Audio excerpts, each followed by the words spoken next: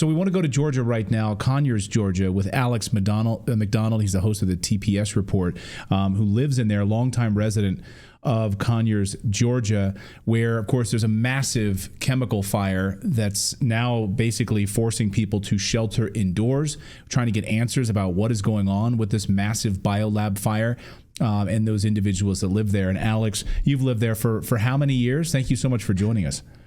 Well, thank you, Clayton. Natalie, thanks for having me. I've been here since 2000. I moved to Conyers in the year 2000.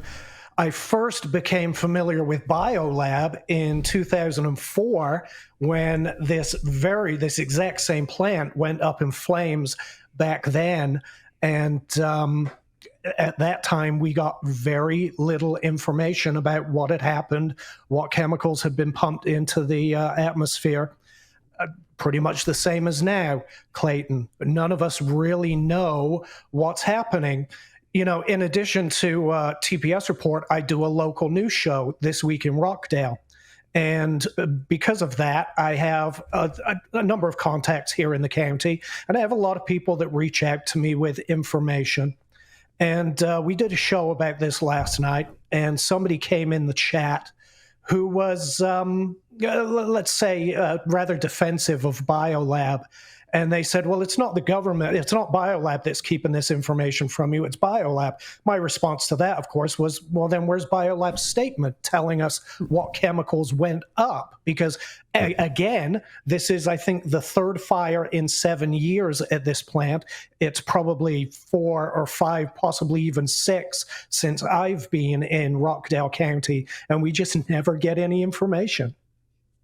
So what is the situation now? How many explosions have been confirmed? What do we know and what are we speculating? This is actually like Stranger Things, the lab in Hawkins. So this particular incident, the fire is, they say, under control, although there's still a massive smoke plume or chemical plume, whatever you want to call it. We don't know what chemicals are involved.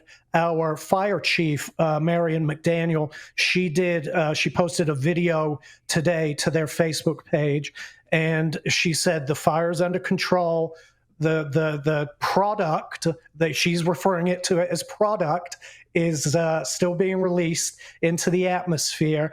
Once they have that under control, they'll be able to collect up all the remaining product and put it into safe storage, but absolutely no word on what this product is. We think it's safe to assume that chlorine is involved because Biolab are a manufacturer of pool and spa products.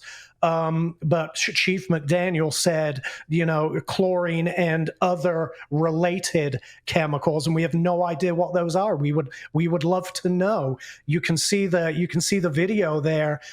Nice red. I don't know what chemicals burn red, but that's what we're looking at right there. It looks like lava. It looks like some sort of lava to me from a volcano. Did you receive any sort of shelter-in-place notifications? We understand from reports of individuals living there that you've received text messages. What are those saying? I haven't received a text message personally, but I've seen all the social media posts. The entire county is under a shelter-in-place recommendation. Although some people think it should be enforced, but whatever, I disagree with that. The entire county is under a shelter in place. A lot of the roads in the immediate area are still shut down. They did reopen Interstate 20, both east and west, at around 7 a.m. this morning so that people who wanted to go to work could actually go to work. There is an area of mandatory evacuation, which the county posted a rather nondescript graphic to their Facebook page telling people in this area to evacuate. No instructions on where to go, no instructions on what roads were accessible to be able to evacuate, which has caused a number of residents to be, I should say, a little bit disappointed with the county's response to this disaster. Could children go to school today? No, all the schools are out. Don't ask me why I don't have kids, but the schools are on some kind of break. All of the businesses in the city of Conyers were told to shut.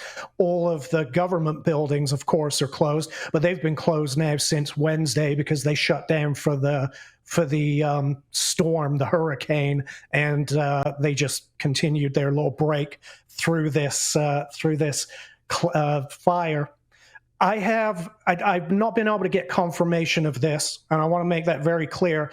I have a source who's reached out, who's working on the cleanup, who've said they now have information that employees of BioLab were told not to report to work on Saturday because of a situation they were dealing with.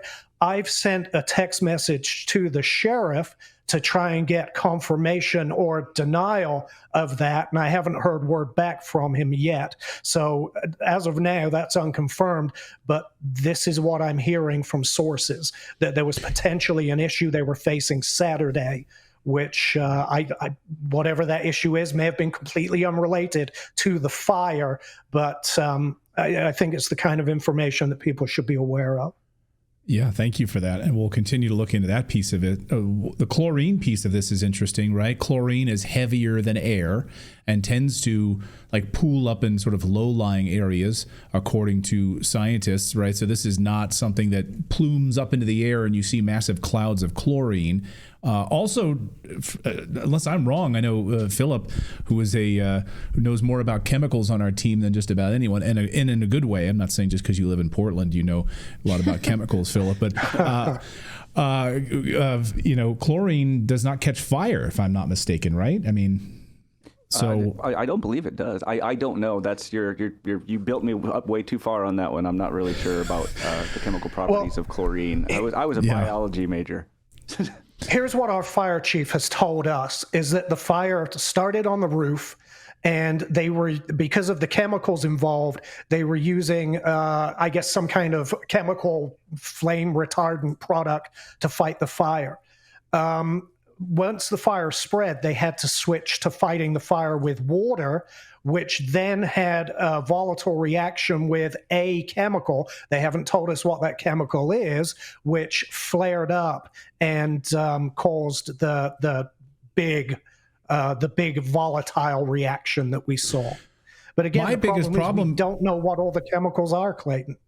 Right. That's what I was going to say, Alex. I mean, you guys are being told to stay home. This sounds like East Palestine, Ohio. Just stay home. And well, are these things, now it's in our drinking water, it's showing up in our rivers and streams, you're being told to stay home. Are there any sort of water advisories? Or you're being told to stay indoors, but maybe that's worse? I mean, air quality in homes is way worse than, right? So you're breathing, who knows what? That's what I'm concerned about. Their advice right now is stay home, turn off the air conditioning, and close all the windows. And this is in Georgia at the end of summer. It's about 85 degrees outside, and they want everybody to stay indoors and turn off the AC. The EPA and the EPD are here. They're doing air quality testing. I'm hearing from contacts. I'm luckily about 6 miles south of this event, and the cloud has been blowing northward. So I've really been unaffected by this so far, but I have friends who live in that immediate vicinity who say that the air reeks of chlorine at the moment. Haven't heard any reports about chlorine taste in the water yet, but who knows? But I'm concerned beyond that. I'd like to know, it was chlorine and related chemicals, according to Chief McDaniel. And I would love to know what those related chemicals are so that, if anyone does have to seek medical treatment, it would be really nice to know what it is they're dealing with. Right. As people are pointing out in the chat, Zelaya says in our Rumble chat, outside air won't stay outside your home. Exactly. So, I mean, none of our buildings are hermetically sealed. Right. Very concerned about you guys there in Conyers, Georgia, on a day when we're seeing so many other crazy stories emerging. Alex McDonald from the TPS Report. Thanks for joining us. Stay safe. And my gosh, please keep us up to date, because I don't know that the authorities are being open and honest with you, it seems, at this stage. We'll continue to watch it. I certainly will. I chat with David often, so I'll keep him updated. Wonderful. Thanks, Alex. We appreciate it.